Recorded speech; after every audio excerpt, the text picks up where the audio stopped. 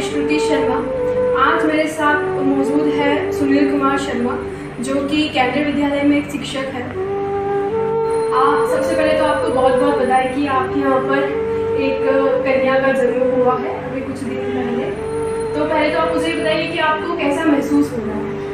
बहुत बहुत धन्यवाद। सबसे पहले तो हमारे बड़े बेटे के यहाँ पर बेटी का जन्म हुआ है, यानी हमारी पोती का जन्म हुआ है। और हमको कैसा लग रहा है ये अगर हम बताएं उससे ज़्यादा तो आप ये पूरे जो सजावट है उसके आगमन को लेकर के उसको देख के आप समझ सकती हो कि हमको कैसा लग रहा है। बिल्कुल। अच्छा, तो मैं अपना पहला प्रश्न रखना चाहती हूँ आपसे।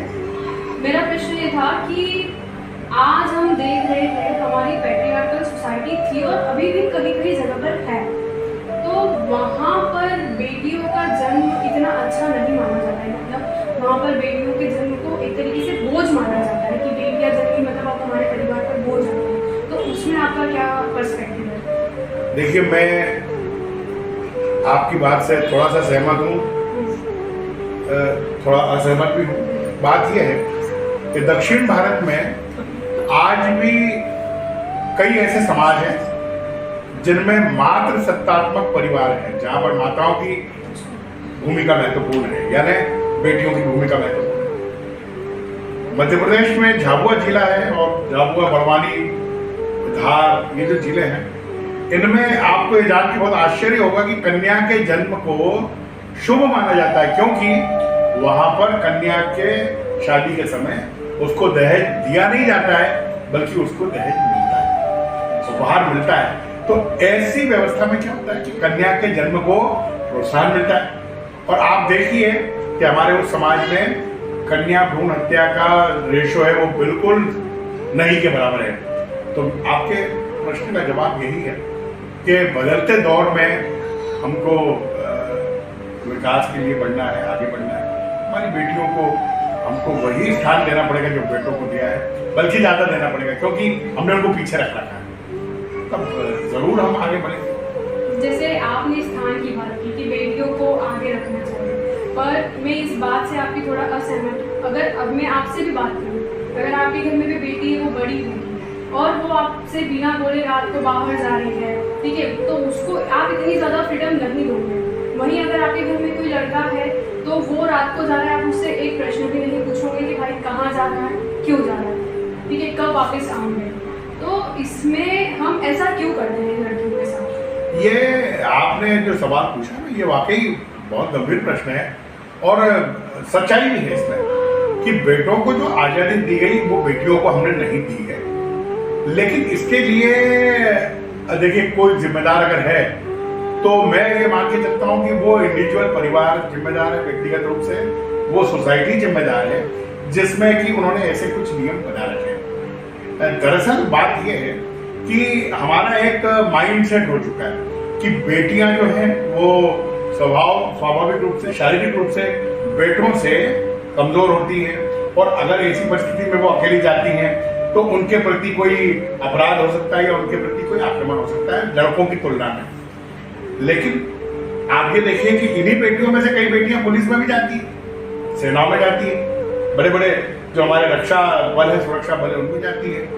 तो ये कौन सी बेटियां होती है? ये भी तो बेटियां ही होती हैं। तो ये वो बेटियां होती है जिनको खेल कूद, जिनको हमने शरीर स्वस्थ हो और जिनको शारीरिक रूप से मजबूत करने वाले खेल कूदों में हमारे पालकों ने भाग लेने का मौका दिया, तो आपको अवसर देना पड़ेगा। ये बेटियां भी आगे निकलेंगी और ये भी लड़कों की बराबर। मेरा जैसे एक और क्वेश्चन है आपसे कि जैसे कुछ लोग जो है भ्रूण हत्या वगैरह में कर देते हैं, मतलब गर्भ में ही, तो और पर उन्हीं लोगों को अपने घर में अपने बेटे के लिए एकदम समझदार बहू चाहिए, और वही लोग नवरात्रि आती है, जितने भी हमारे हिंदू धर्म के त्यौहार आते हैं उसमें माता जी की बहुत अच्छे से पूजा करते हैं, पर वही लोग ऐसे काम कर देते हैं। तो उसका आपका क्या पॉइंट है?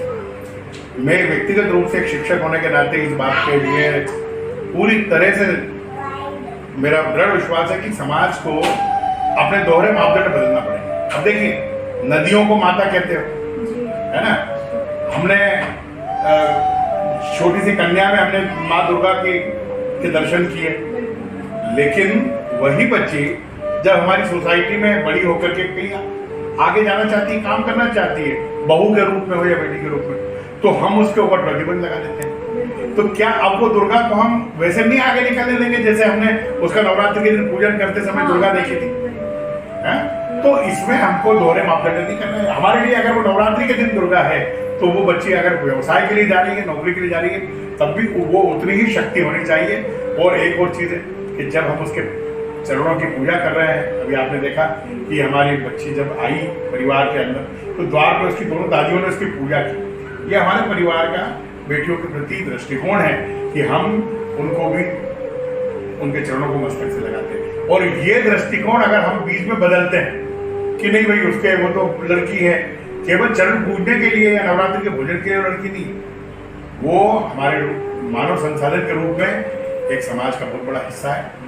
इस रूप में हम उसको आगे बढ़ते। एक बात आप मुझे बताइए, जैसे हमारी जो सरकार है, भारत सरकार है, वो बेटियों के लिए नई नई स्कीम्स लेके आ रही है ना, जैसे पढ़ाने के लिए भी बेटी बचाओ बेटी पढ़ाओ, है ना, और उसके बाद जैसे सुकन्या समृद्धि योजना है। तो हमारी सोसाइटी में क्या ये योजनाएं लड़कों के लिए जरूरी नहीं है? आपका प्रश्न तो बहुत अच्छा है, हम लड़के तो सब खुश होंगे इसको सुनकर के। हाँ। लेकिन देखिए एक बात है, मैं इसमें ये कहना चाहूंगा कि लड़कों के प्रति लड़कों को समाज ने शुरू से ही वो विशेष अधिकार दे रखे हैं जो बेटियों को नहीं मिले जी। अब बेटियों के लिए अगर कुछ अधिकारों की बात हो रही है तो इसलिए हो रही है क्योंकि उनके गर्भ में ही जब पता चला कि बेटी का जन्म होने वाला है, तो हमारे देश के कई हिस्सों में अच्छे लोगों ने, बड़े बड़े लोगों ने, पैसे वाले लोगों ने, कि बेटी का पालन पोषण कठिन है, यानी बेटी आई नहीं उसके पहले हमने सब मान लिया और भ्रूण में उसकी हत्या कर दी। यानी वो आपको बहू भी चाहिए, आपको बहन भी चाहिए रक्षाबंधन के लिए, और आपको कन्या भी नहीं चाहिए। तो ये दोहरे मापदंड नहीं चल सकते। आपको, हम तो बहुत आभारी हैं हमारी जो भी सरकार है, जो भी देश की व्यवस्था है, कि उन्होंने हमारी बेटियों को उसके जन्म को प्रोत्साहन दिया है और उनको अलग अलग योजनाओं के मार्फत समाज को ये संदेश दिया है कि बेटियों को जन्म दीजिए, बेटियों को समाज में लाइए, बेटियों का पालन पोषण कीजिए, और सरकार उसमें भागीदारी के साथ उनका पालन पोषण करने में, उनकी शिक्षा में मदद करेगी। फ्री में उनको साइकिल मिलती है, बच्चियों को स्कूटी मिलती है, लैपटॉप मिलते हैं, ये बड़े अच्छे कदम है। उनको कई जगह छात्रवृत्ति मिलती है। इन कदमों से बेटियों के प्रति समाज का रुख बदलेगा। देखिए समाज बहुत पुराने समय से पिछले स्थिति में रहा है, तो उसको आगे आने में समय लगेगा। लेकिन मैं ये मान के चलता हूँ कि ये जो प्रयास हमारे घर से हुआ है या और भी समाज के लोग कर रहे हैं, वो एक हमारी ईंट है ये इस मकान के निर्माण में, एक हमारा कदम है समाज को सुधारने। पर फिर भी ठीक है, हम लोगों ने इन स्कीम्स से उनको इंकरेज तो कर दिया कि अब आप वो भी आगे बढ़ेगी लड़कियां भी, पर फिर भी मैं आपसे पूछना चाहूँगी कि आज भी हम 99% स्कूल कॉलेज में देखते हैं कि लड़कियों को गुड टच बैड टच के बारे में हमें बताना पड़ता है। तो ये क्यों हो रहा है आपका ये पूछना है? देखिए मैं आपको बताऊं कि इसमें थोड़ा सा जो भूमिका है वो वक्त की भी है। पहले ये होता था कि हम संयुक्त परिवारों में रहते थे। संयुक्त परिवारों में बेटी और बेटों के पालन पोषण पर परिवार के बुजुर्गों से लेकर के परिवार के बहुत सारे सदस्यों की निगाह रहती थी, और हमको ये मालूम रहता था कि हमारा बच्चा स्कूल गया है तो वो स्कूल ही गया है। अब चूंकि क्या हो रहा है कि सब लोग काम धंधे में निकल जाते हैं, परिवार छोटे हो गए, मम्मी पापा और एक बच्चा या दो बच्चे, तो ऐसी स्थिति में जब दोनों मम्मी पापा कमाने के लिए गए हैं तो उनके लिए मुश्किल होता है कि वो किसी बच्चे पे निगाह रख सके। अच्छा, दूसरा समाज में जो नई कई चीजें आ गई, मोबाइल आ गए, टीवी, इंटरनेट, तो हमारे बच्चे कहीं ना कहीं इसमें भी वो जिज्ञासा के फलस्वरूप कई नई चीजों को जानने की इच्छा रहती है, और इसके चलते बच्चे कई बार अपने मार्ग से भटक जाते हैं। तो हमारा सीधा ये मानना है, मेरा तो ये व्यक्तिगत मानना है कि समाज और परिवार को अपने बच्चों के पालन पोषण में बहुत समय देना होगा। मैं बहुत जिम्मेदारी से एक बात कह रहा हूँ कि आप पूरी दुनिया से बात करते हो, फोन पे, दिन भर मोबाइल पे, आप सबसे कम अपने बच्चों से बात करते हो, और इसी वजह से आज बच्चे जब अपनी समस्याओं का हल नहीं मिलता है ना, तो वो अपने उम्र के बराबरी के उम्र के बच्चों से हल ढूंढते हैं। अब उसके उम्र के या सुसाइड कर लेते हैं। जब आपका बच्चा 12 साल का, 14 साल का, 15 साल का है, 15 साल का उसका दोस्त है, वो क्या उस उम्र के बच्चे को बराबर संदेश दे पाएगा या कोई गाइडेंस दे पाएगा? इसके लिए जरूरी है कि मम्मी पापा अपने बच्चों से बात करें। ये पूछना बहुत जरूरी है कि आपके साथ स्कूल में क्या व्यवहार हो रहा है। बच्चे भी बताएं, बच्चों में ये वातावरण बनाइए कि वो अपने मम्मी पापा को दोस्त समझे। तो ये गुड टच बैड टच के बारे में जो चीजें भ्रांतियां, और ये अच्छी बात है, हम खुद इसके समर्थक हैं कि बच्चे बताएं और गुड टच बैड टच के बारे में उनको जानकारी हो, तो बेटियों का जो एक अतिरिक्त तरीके से शोषण होता है वो शोषण पे रोक लगेगी। हम इसका विरोध करते हैं और हम चाहते हैं कि बेटियों को भी खुल करके बोलने की आदत। मुझे बहुत खुशी हुई है आपसे बात करके कि मतलब आपका बेटियों के लिए इतना पॉजिटिव पर्सपेक्टिव, इतना पॉजिटिव पॉइंट ऑफ व्यू है। तो आज हम इस वीडियो को यहीं ख़त्म करते हैं। मैं आपको बहुत बहुत धन्यवाद देना चाहती हूँ कि आपके घर में इतनी बड़ी खुशी आई है, आपने उस खुशी को इतने अच्छे से सेलिब्रेट किया है। और मैं सोसाइटी को यही संदेश देना चाहूँगी कि आप जैसा इन लोगों ने इस घर में इतना अच्छा सेलिब्रेशन किया है, वैसा बात सेलिब्रेशन की नहीं है, बात ये है कि आप बेटे और बेटी को किस नज़रिए से देख रहे हैं। ठीक है, तो आपको बहुत बहुत धन्यवाद सर।